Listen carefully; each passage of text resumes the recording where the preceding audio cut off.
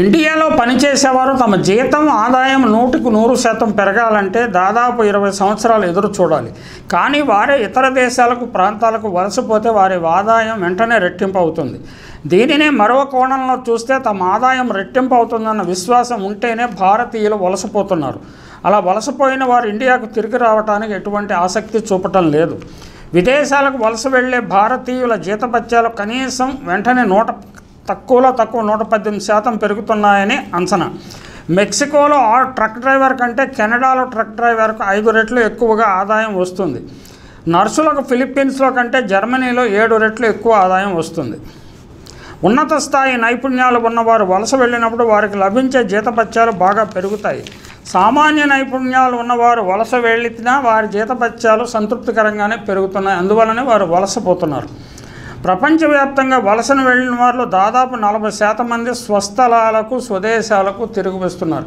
ప్రపంచవ్యాప్తంగా 15% మంది ప్రజలు దేశీయంగానే వలస వెళుతున్నారు మరో ప్రాంతాలకి, లేకపోతే ఇతర దేశాలకు వలస వెళుతున్నారని గణాంకాలు చెబుతున్నాయి.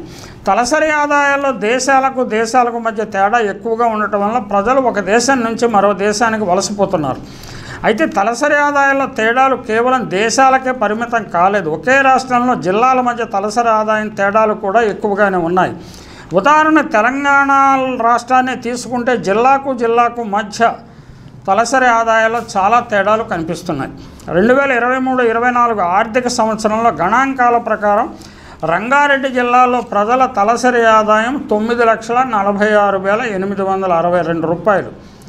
ఇది అత్యధికంగా ఉంటే వికారాబాద్ జిల్లాలో తలసరి ఆదాయం 1,80,241 రూపాయలు. ఇది అతి తక్కువగా ఉంది. దేశంలోని అన్ని ప్రాంతాలు సమంగా అభివృద్ధి చెందడం లేదని, అలాగే ఆయా రాష్ట్రాలలో జిల్లాలు సమంగా అభివృద్ధి చెందటం లేదని గ్రహించవచ్చు. దేశంలో కొన్ని ప్రాంతాలు కొన్ని జిల్లాలు బాగా వెనకబడిపోయాయి. అన్ని ప్రాంతాల అభివృద్ధికి నిధుల కేటాయింపులు కేంద్ర ప్రభుత్వం వ్యూహాత్మకంగా వ్యవహరించాల్సి ఉంటుంది. అయితే వెనుకబడిన ప్రాంతాల మీద కేంద్ర ప్రభుత్వాలు రాష్ట్ర ప్రభుత్వాలు కూడా శీతకన్ను వేస్తున్నాయి. ఉదాహరణకి ఉమ్మడి ఆంధ్రప్రదేశ్ విభజన సమయంలో వెనుకబడిన జిల్లాలకు 7 జిల్లాలు, రాయలసీమలో 4 జిల్లాలు, ఉత్తరాంధ్రలో 3 జిల్లాలకు ప్రత్యేక ఆర్థిక సహాయం చేస్తామని ప్రకటించారు. కానీ ఆర్థిక సహాయం అందలేదు. అప్పటి నుంచి 10 సంవత్సరాలైనా అందలేదు. తాజా బడ్జెట్లో కూడా ప్రత్యేక సహాయం చేస్తామని హామీ ఇచ్చారు, కానీ బడ్జెట్లో కేటాయింపులు చేయలేదు.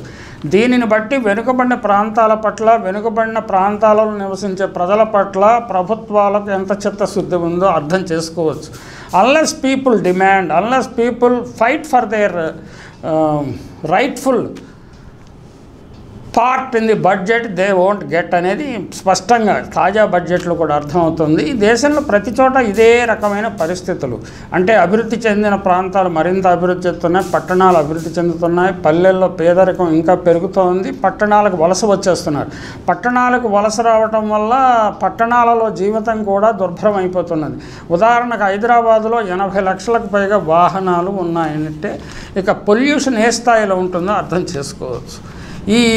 ఈ అంశాలన్నింటిని దృష్టిలో పెట్టుకొని ఇప్పుడు మనకు హైదరాబాదులో చెరువులను కుంటలను ఆక్యుపై చేయటము, పేద ప్రజలు కుంటల చుట్టూ వేసుకోవడం, ధనికులు చెరువులను కబ్జా చేయడం అన్నీ చూస్తున్నాయి.